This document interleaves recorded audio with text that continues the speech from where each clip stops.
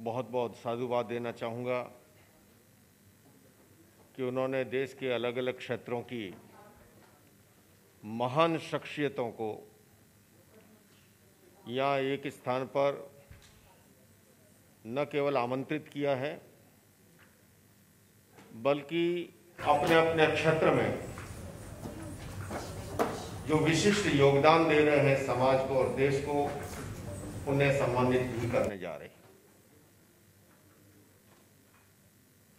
और इसलिए देश भर से आई हुई महान शख्सियतों के लिए मैं ये कहना चाहूँगा कि बात सरल बलिदान कठिन है, पतन सहज उत्थान कठिन है।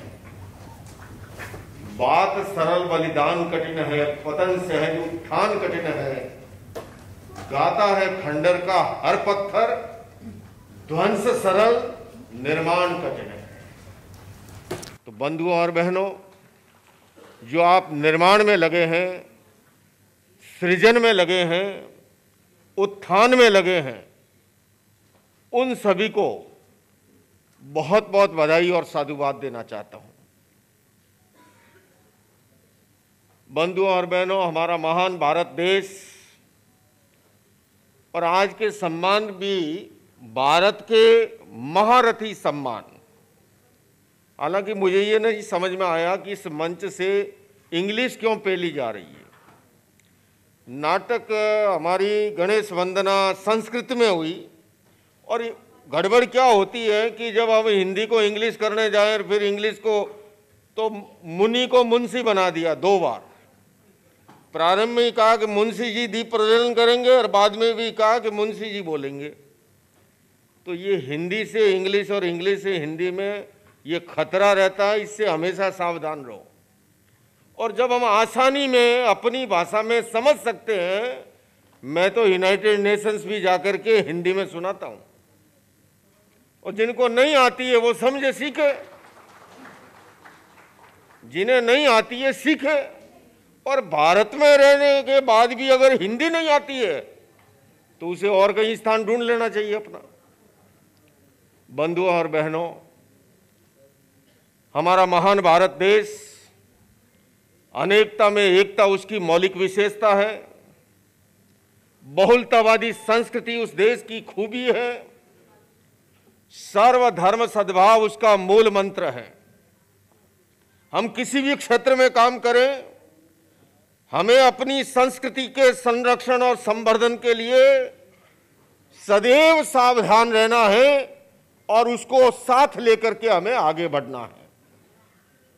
लंबा समय इसलिए नहीं लूंगा क्योंकि अलग अलग क्षेत्र की शख्सियतें आपके सामने अपने विचार प्रकट करेगी, लेकिन आज जिन्हें सम्मानित किया जा रहा है उनके सम्मान में 4 पंक्तियां जरूर कहूंगा कि इतिहास कांच के टुकड़ों का नहीं, उज्जवल हीरो का बनता है, और इतिहास घास के तिनकों का नहीं, फौलादी तीरों का बनता है।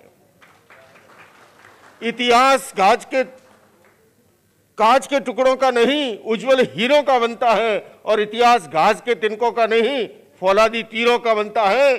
समरांगण में हथियार डालने वालों, इतिहास कायरों का नहीं, महान शूरवीर बलिदानी वीरों का बनता है। तो आइए हम सभी मिलकर के, हमारा ये भारत देश जब आज़ादी का अमृत महोत्सव बना चुका है, आने वाले 25 वर्ष जब हम शताब्दी वर्ष मनाएंगे, तब तक का ये कालखंड जो है, मैं अभी अमेरिका और कनाडा की यात्रा संपन्न करके परसों लौटा और मैं अपने 105 दिन की यात्रा के बाद अनुभव के साथ कहने जा रहा हूं, आने वाला समय जो है वो भारत का होगा। आज जैसे अन्य देशों के वीजा के लिए लाइन लगाते हो, 2030 और 40 का कालखंड जो आएगा, दुनिया की तमाम ताकतें भारत का वीजा लेने के लिए लाइन में खड़ी मिलेगी। और वो और किसी की बदौलत नहीं, हमारे देश की युवा शक्ति की बदौलत। गवर्नमेंट चाहे कोई भी आए, कोई भी जाए, चाहे काले भैरू जी आए या गोरे भैरू जी, किंतु मैं युवाओं की बदौलत कहना चाहता हूं, हमारे देश की जो युवा पीढ़ी है और युवाओं का स्थान, जैसे शरीर में स्पाइनल कॉर्ड का जो स्थान है, मेरुदंड का, रीढ़ की हड्डी का, सावधान रहिएगा जरूर, क्योंकि अगर मेरुदंड लड़खड़ाता है तो सारा शरीर लड़खड़ाते देर नहीं लगती है। इसलिए हमें अपनी युवा पीढ़ी को सशक्त और मजबूत बनाते हुए देश को आगे लेकर के जाना है। इन्हीं शब्दों के साथ, आप अलग अलग क्षेत्रों से आए हैं, अलग अलग क्षेत्र में काम करते हैं, और मैं यही कहूंगा कि आओ मिलकर बैठे आपस में बात करें। हमारे अंशुमान जी ने सबको अवसर दिया है, आओ मिलकर बैठे आपस में बात करें, 4 कदम ही सही चलने का साथ करें। यूं तो दूरी से दूरी बढ़ती जाएगी, कभी तो हम खुद से खुद की मुलाकात करें। आइए बंधुओं, ये खुद से खुद की मुलाकात, ये खुद से खुदा की मुलाकात। अगर मेरी हिंदी पसंद आई हो तो एक बार जरूर तालियां बजाइएगा। करती हूँ HS लोकेश मुनि जी महाराज जी का। उन्होंने अपने वक्तव्य से सबको बहुत आतिश किया है।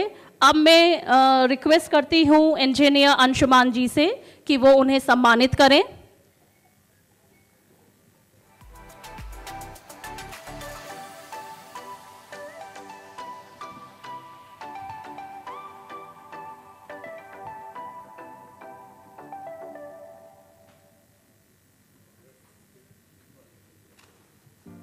दर्शक गणों से आग्रह करूंगी जोरदार तालियों से